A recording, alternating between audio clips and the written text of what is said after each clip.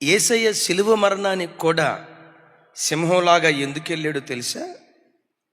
ఆ శిలువ మరణం తర్వాత పునరుద్ధానం ఉందన్న సంగతి ఆయనకు తెలుసు గనక.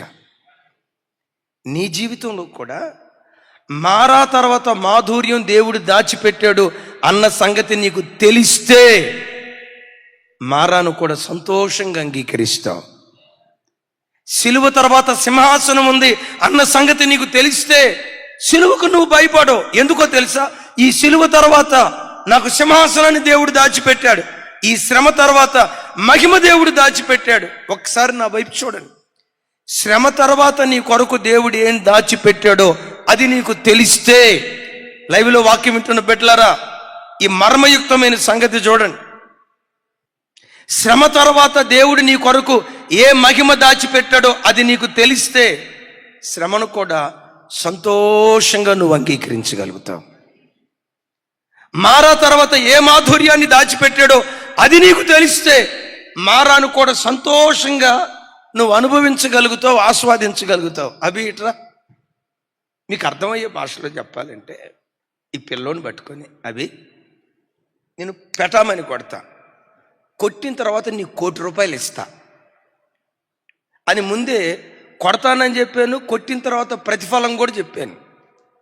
ఇప్పుడు దెబ్బ కొట్టించుకుంటాడా? కొట్టించుకోడా? కాదు. ఏమంటాడు తెలుసా? అన్న ఒక్కటి కాదన్నా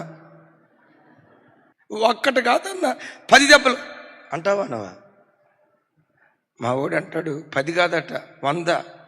మరి నీ బక్కపానం తట్టుకోలేదేమరా? అయినా పర్వాలేదన్నా.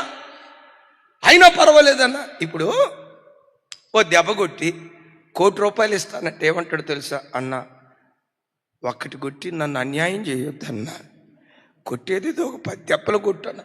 ఒరే 10 దెబ్బలు కొడితే ఎట్టా? ఈ దెబ్బల తర్వాత 10 కోట్లు వస్తాయి కదన్నా. ఈ దెబ్బల తర్వాత నా ప్రభు బిడ్డలారా, నీ శ్రమ వెనుక దేవుడు దాచి ఉంచిన మహిమ నీకు తెలిస్తే శ్రమకెప్పుడు భయపడో. సింహాల బోను కూడా సంతోషంగా నువ్వు వెళ్ళగలుగుతావు. శ్రమగా తోచదు. ఆ శ్రమ తర్వాత దేవుడు నీ కొరకు దాచిపెట్టిన, ఇప్పుడు అడుగుతా, 1 కొట్టమంటావా 10 కొట్టమంటావా? 10 ఏం చేసుకుంటావురా? 10 కోట్లు పో. మరణం తర్వాత పునరుద్ధానం ఉందని ప్రభువుకు తెలుసు. అందుకనే మరణాన్ని కూడా సంతోషంగా అంగీకరించగలిగాడు. Praise the lord.